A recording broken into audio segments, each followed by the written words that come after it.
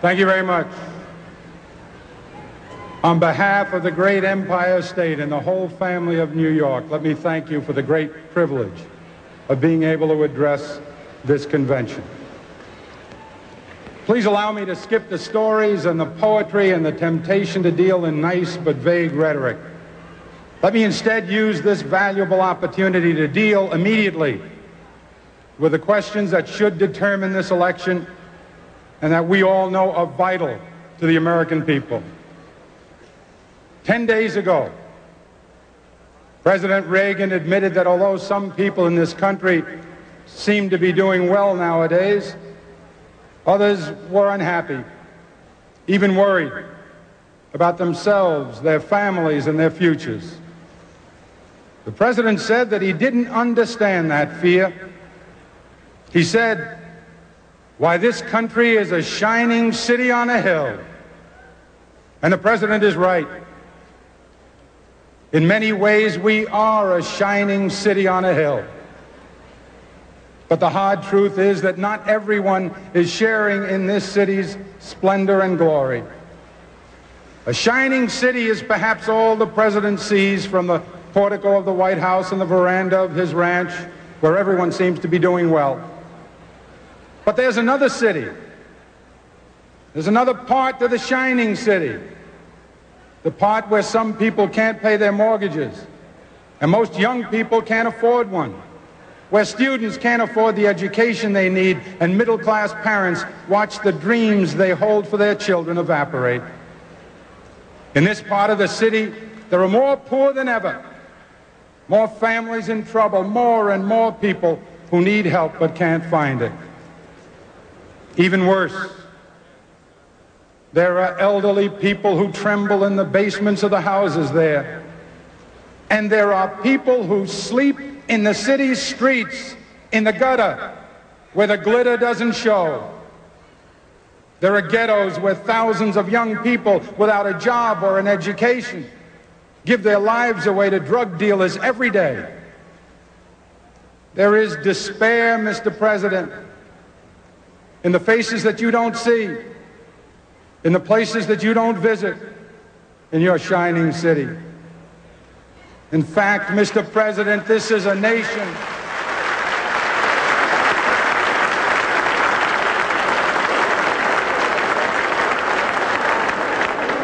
Mr. President, you ought to know that this nation is more a tale of two cities than it is just a shining city on a hill.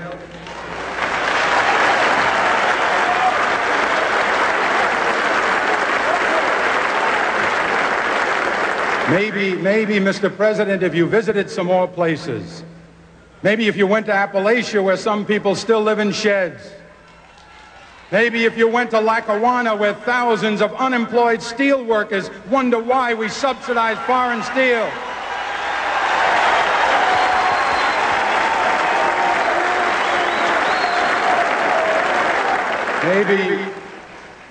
Maybe, Mr. President, if you stopped in at a shelter in Chicago and spoke to the homeless there.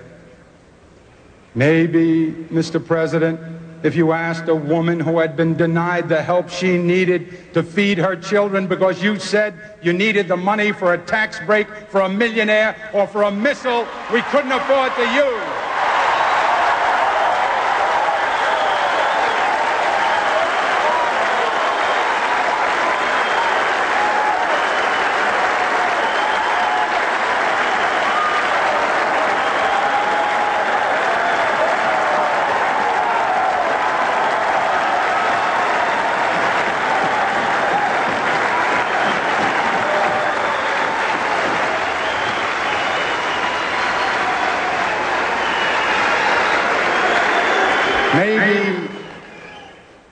Maybe, Mr. President, but I'm afraid not.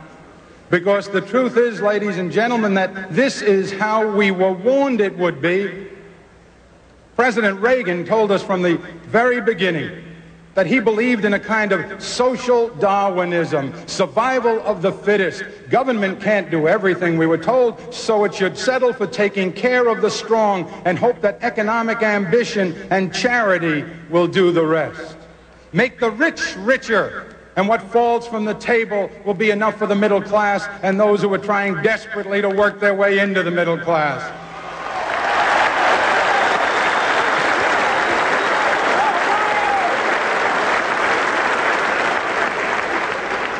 You know, the Republicans called it trickle down when Hoover tried it. Now they call it supply side, but it's the same shining city for those relative few who are lucky enough to live in its good neighborhoods. But for the people who are excluded, for the people who are locked out, all they can do is stare from a distance at that city's glimmering towers. It's an old story. It's as old as our history. The difference between Democrats and Republicans has always been measured in courage and confidence. The Republicans believe that the wagon train will not make it to the frontier unless some of the old, some of the young, some of the weak are left behind by the side of the trail. The strong, they tell us, will inherit the land. We Democrats believe in something else. We Democrats believe that we can make it all the way with the whole family intact, and we have more than once.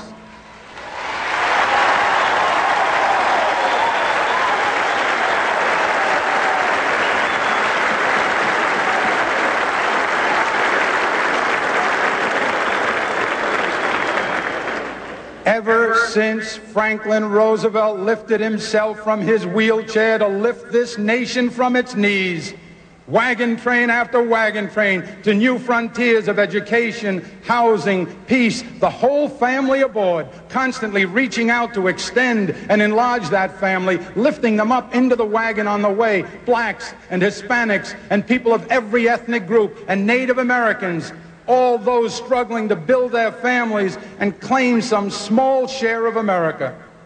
For nearly 50 years, we carry them all to new levels of comfort and security and dignity, even affluence. And remember this, some of us in this room today are here only because this nation had that kind of confidence, and it would be wrong to forget that.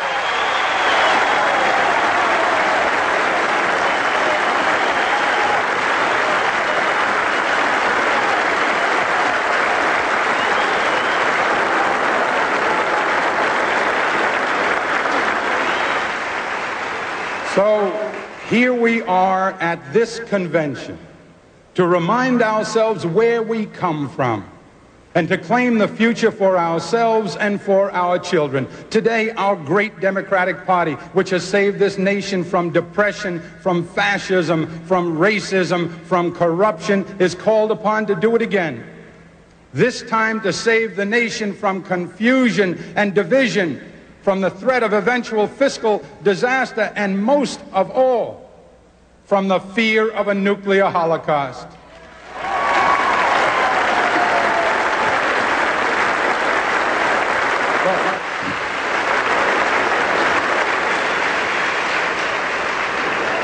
That's not going to be easy. Mo Udall is exactly right. It won't be easy. And in order to succeed, we must answer our opponents' polished and appealing rhetoric with a more telling reasonableness and rationality. We must win this case on the merits. We must get the American public to look past the glitter, beyond the showmanship, to the reality, the hard substance of things. And we'll do it not so much with speeches that sound good, as with speeches that are good and sound, not so much with speeches that will bring people to their feet, as with speeches that will bring people to their senses. We must make the American people hear our tale of two cities. We must convince them that we don't have to settle for two cities, that we can have one city, indivisible, shining for all of its people. Now,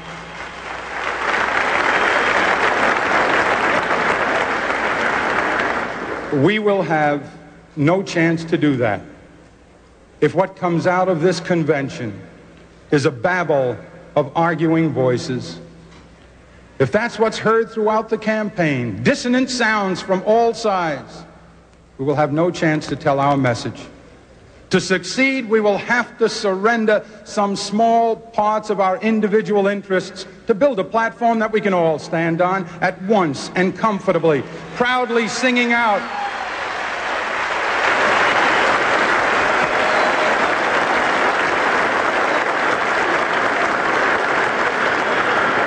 we need a platform we can all agree to so that we can sing out the truth for the nation to hear in chorus.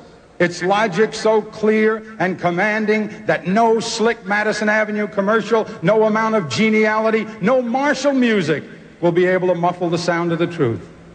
And we Democrats must unite.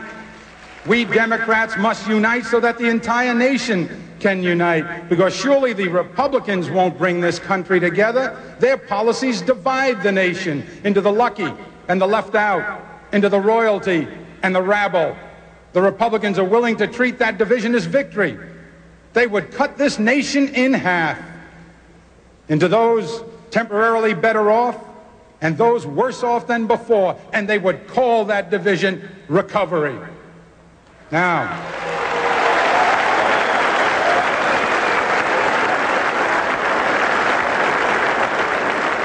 we should not be embarrassed or dismayed or chagrined if the process of unifying is difficult, even wrenching at times.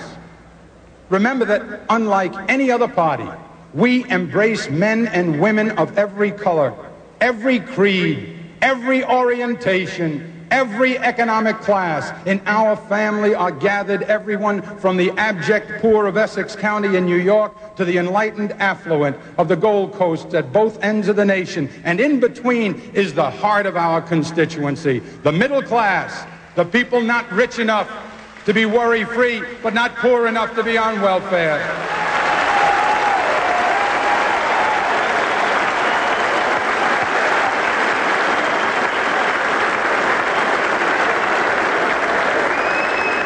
The middle class, those people who work for a living because they have to, not because some psychiatrist told them it was a convenient way to fill the interval between birth and eternity.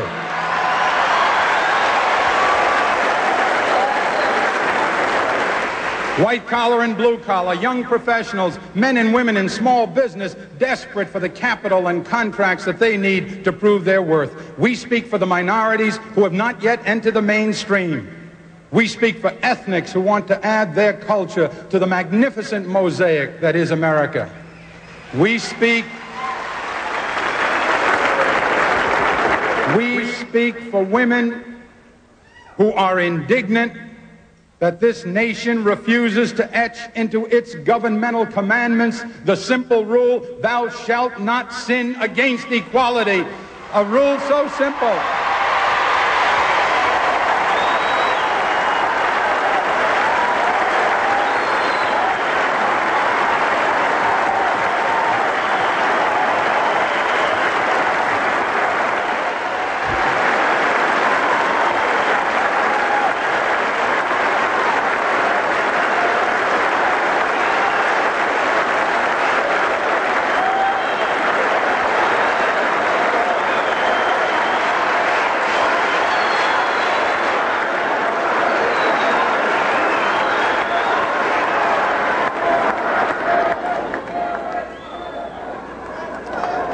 I was going to say, and I perhaps dare not, but I will.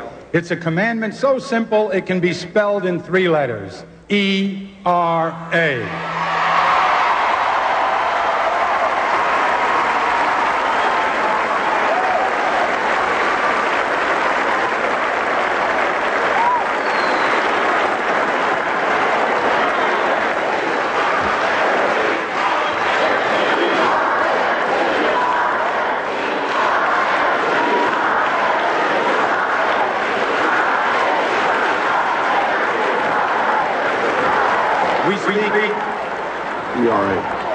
We speak for young people demanding an education and a future. We speak for senior citizens. We speak for senior citizens who are terrorized by the idea that their only security, their social security, is being threatened. We speak for millions of reasoning people, fighting to preserve our environment from greed and from stupidity.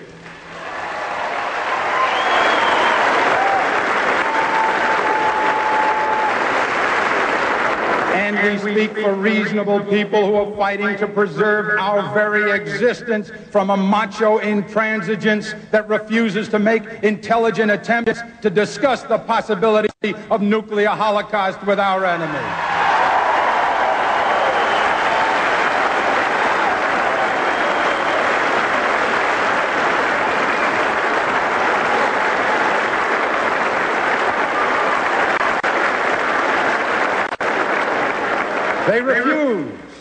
They refuse because they believe we can pile missiles so high that they will pierce the clouds, and the sight of them will frighten our enemies into submission. Now, we're proud of this diversity as Democrats. We're grateful for it. We don't have to manufacture it the way the Republicans will next month in Dallas by propping up mannequin delegates on the convention floor.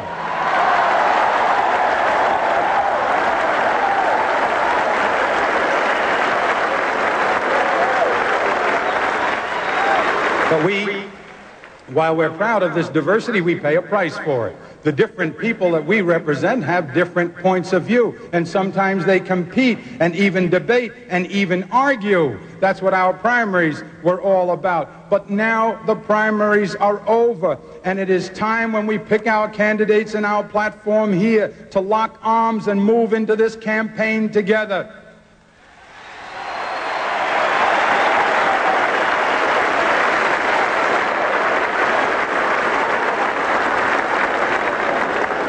If you need any more inspiration to put some small part of your own difference aside to create this consensus, then all you need to do is to reflect on what the Republican policy of divide and cajole has done to this land since 1980. Now, the president has asked the American people to judge him on whether or not he's fulfilled the promises he made 4 years ago. I believe as Democrats we ought to accept that challenge, and just for a moment let us consider what he has said and what he's done. Inflation is down since 1980, but not because of the supply side miracle promised to us by the president. Inflation was reduced the old-fashioned way, with a recession, the worst since 1932. Now, how did we could have brought inflation down that way. How did he do it? 55,000 bankruptcies, 2 years of massive unemployment, 200,000 farmers and ranchers forced off the land, more homeless than at any time since the Great Depression in 1932, more hungry. In this world of enormous affluence, the United States of America, more hungry, more poor, most of them women. And he paid one other thing, a nearly $200 billion deficit threatening our future. Now, we must make the American people understand this deficit, because they don't. The president's deficit is a direct and dramatic repudiation of his promise in 1980 to balance the budget by 1983. How large is it? The deficit is the largest in the history of the universe. President Carter's last budget had a deficit less than 1/3 of this deficit. It is a deficit that, according to the president's own fiscal advisor, may grow to as much as $300 billion a year for as far as the eye can see. And ladies and gentlemen, it is a debt so large that is almost 1/2 of the money we collect from the personal income tax each year goes just to pay the interest. It is a mortgage on our children's future that can be paid only in pain, and that could bring this nation to its knees. Now, don't take my word for it. I'm a Democrat. Ask the Republican investment bankers on Wall Street what they think the chances of this recovery being permanent are.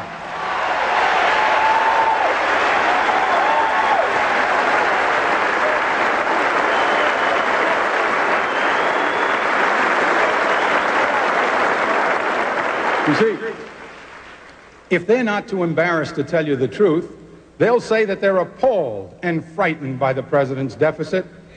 Ask them what they think of our economy now that it's been driven by the distorted value of the dollar back to its colonial condition. Now we're exporting agricultural products and importing manufactured ones. Ask those Republican investment bankers what they expect the rate of interest to be a year from now. And ask them, if they dare tell you the truth, you'll learn from them what they predict for the inflation rate a year from now because of the deficit. Now, how important is this question of the deficit? Think about it practically. What chance would the Republican candidate have had in 1980 if he had told the American people that he intended to pay for his so-called economic recovery with bankruptcies, unemployment, more homeless, more hungry, and the largest government debt known to humankind? If he had told the voters in 1980 that truth, would American voters have signed the loan certificate for him on Election Day? Of course not. That was an election won under false pretenses. It was won with smoke and mirrors and illusions, and that's the kind of recovery we have now as well.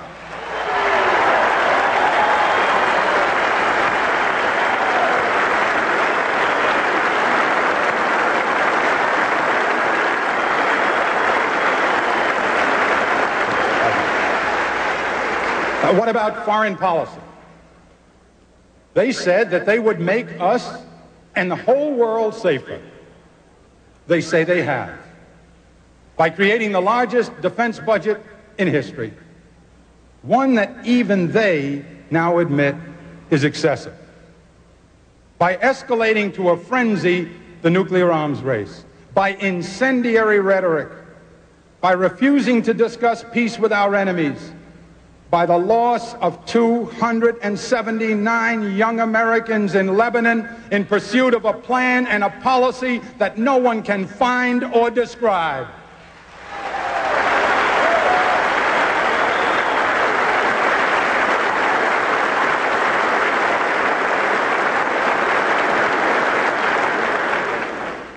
We give money to Latin American governments that murder nuns, and then we lie about it.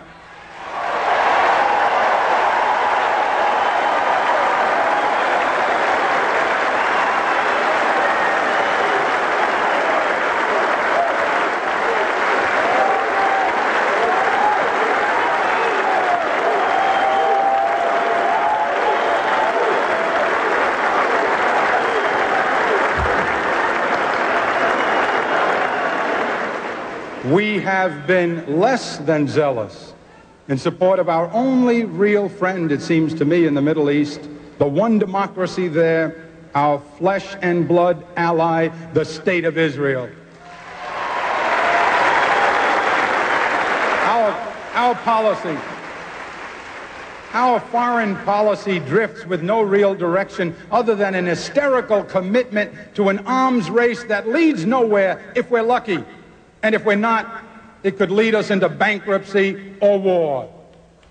Of course we must have a strong defense. Of course Democrats are for a strong defense. Of course Democrats believe that there are times that we must stand and fight, and we have. Thousands of us have paid for freedom with our lives. But always, when this country has been at its best, our purposes were clear. Now they're not. Now our allies are as confused as our enemies. Now we have no real commitment to our friends or to our ideals, not to human rights, not to the refuseniks, not to Sakharov, not to Bishop Tutu and the others struggling for freedom in South Africa.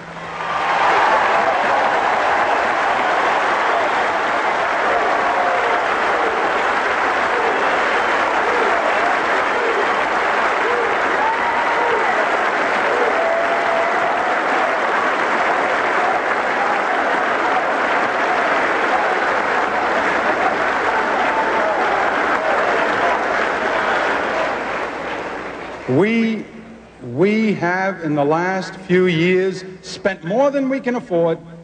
We have pounded our chests and made bold speeches. But we lost 279 young Americans in Lebanon, and we live behind sandbags in Washington. How can anyone say that we are safer, stronger, or better?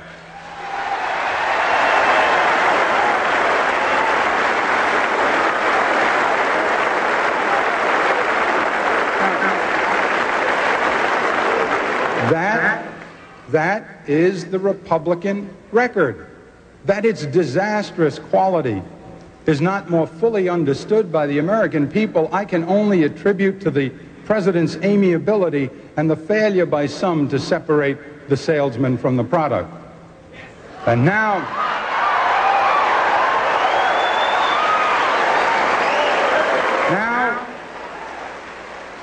it's up to us.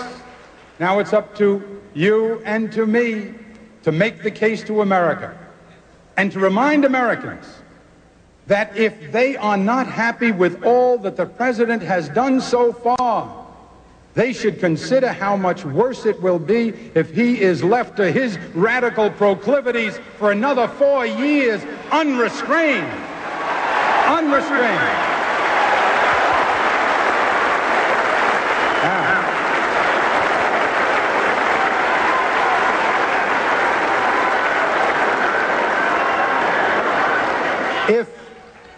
If July brings back Ann Gorsuch Burford, what can we expect of December?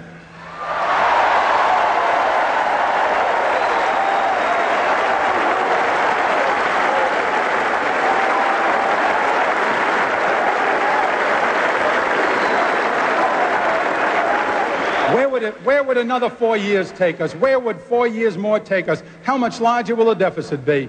How much deeper the cuts in programs for the struggling middle class and the poor to limit that deficit? How high will the interest rates be? How much more acid rain killing our forests and fouling our lakes? And ladies and gentlemen, please think of this. The nation must think of this. What kind of Supreme Court will we have?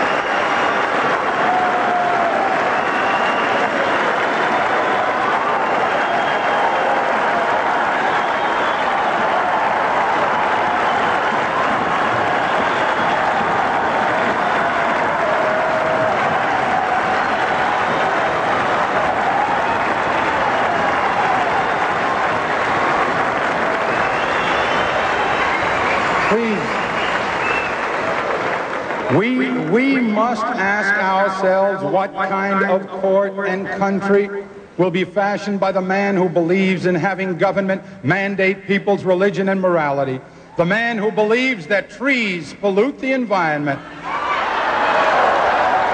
the man that believes that the laws against discrimination against people go too far, a man who threatens Social Security and Medicaid and help for the disabled. How high will we pile the missiles? How much deeper will the gulf be between us and our enemies? And ladies and gentlemen, will 4 years more make meaner the spirit of the American people? This election will measure the record of the past 4 years, but more than that, it will answer the question of what kind of people we want to be. We Democrats still have a dream. We still believe in this nation's future, and this is our answer to the question. This is our credo. We believe in only the government we need, but we insist on all the government we need.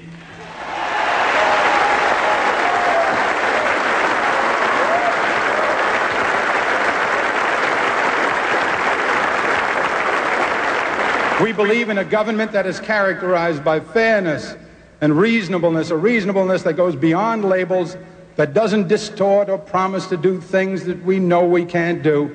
We believe in a government strong enough to use words like love and compassion, and smart enough to convert our noblest aspirations into practical realities. We believe in encouraging the talented But we believe that while survival of the fittest may be a good working description of the process of evolution, a government of humans should elevate itself to a higher order.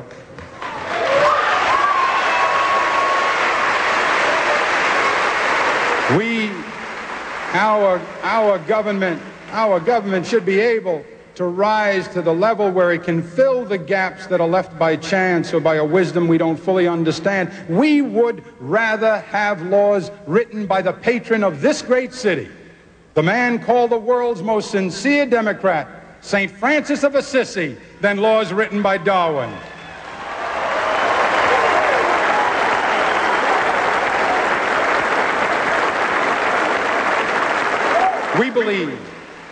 We believe as Democrats that a society as blessed as ours, the most affluent democracy in the world's history, one that can spend trillions on instruments of destruction, ought to be able to help the middle class in its struggle, ought to be able to find work for all who can do it, room at the table, shelter for the homeless, care for the elderly and infirm, and hope for the destitute. And we proclaim as loudly as we can the utter insanity of nuclear proliferation and the need for a nuclear freeze, if only to affirm the simple truth that peace is better than war because life is better than death.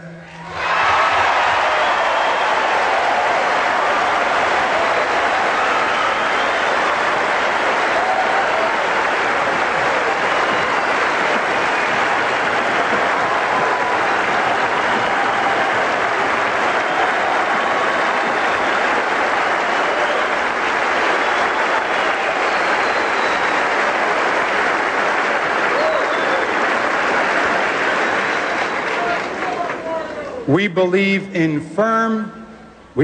firm but fair law and order. We believe proudly in the union movement. We believe in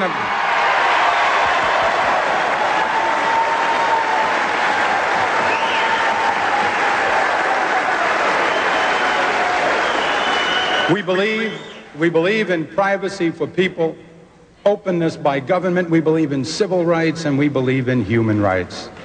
We believe in a single fundamental idea that describes better than most textbooks and any speech that I could write what a proper government should be.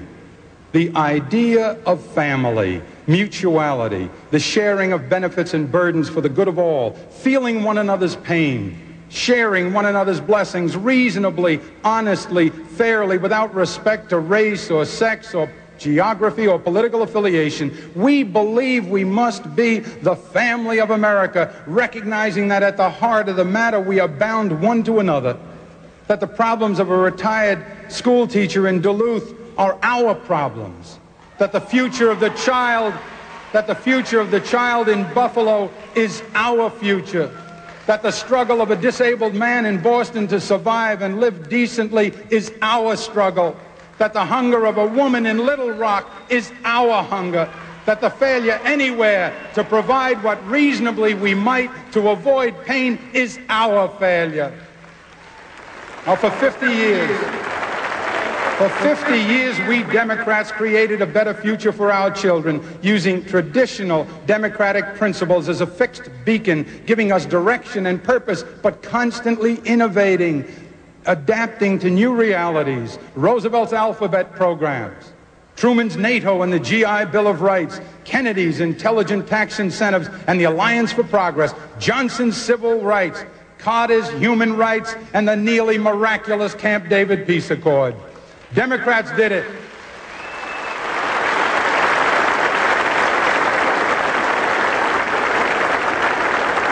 Democrats did it, and Democrats can do it again. We can build a future that deals with our deficit. Remember this, that 50 years of progress under our principles never cost us what the last 4 years of stagnation have.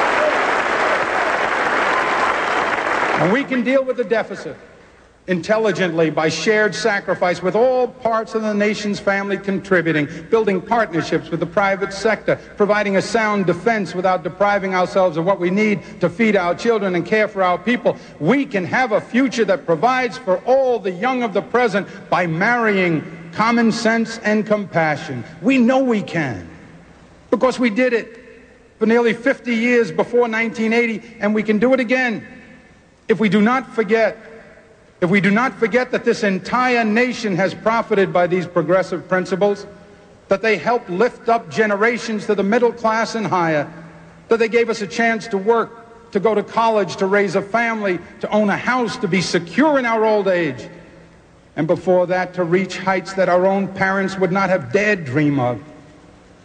That struggle to live with dignity is the real story of the shining city. And it's a story, ladies and gentlemen, that I didn't read in a book or learn in a classroom. I saw it and lived it like many of you. I watched a small man with thick calluses on both his hands work 15 and 16 hours a day. I saw him once literally bleed from the bottoms of his feet. A man who came here uneducated, alone, unable to speak the language, who taught me all I needed to know about faith and hard work by the simple eloquence of his example. I learned about our kind of democracy from my father, and I learned about our obligation to each other from him and my mother. They asked only for a chance to work and to make the world better for their children.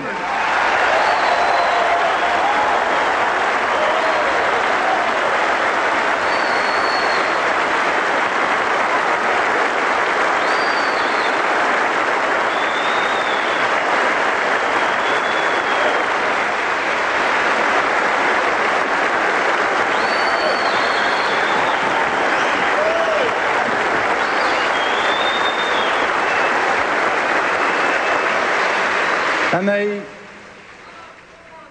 they asked to be protected in those moments when they would not be able to protect themselves.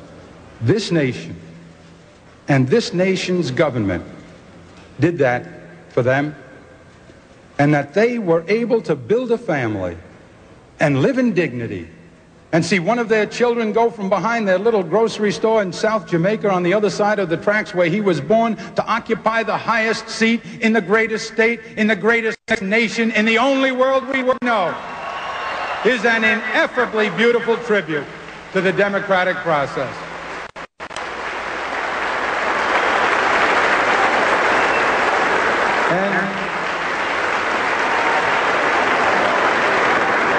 And ladies and gentlemen, on January 20, 1985, it will happen again, only on a much, much grander scale.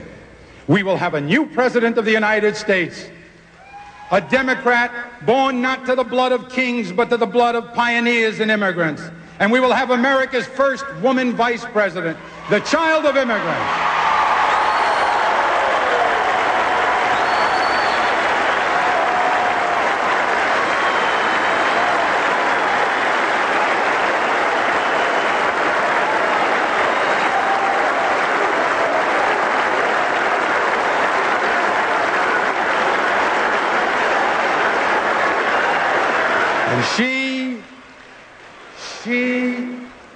She will open with one magnificent stroke a whole new frontier for the United States. Now, it will happen.